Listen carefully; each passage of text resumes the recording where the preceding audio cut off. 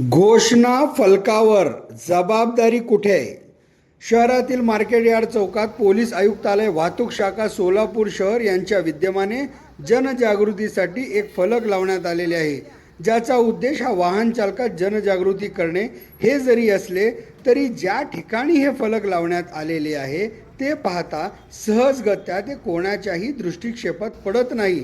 त्यामुळे अगर फलकावर लिहिण्यात आलेला मजकूरच वाचता आला नाही तर मग हे फलक लावण्यामागचे उद्देश कसे सफल होणार याचा विचार होणे आवश्यक आहे.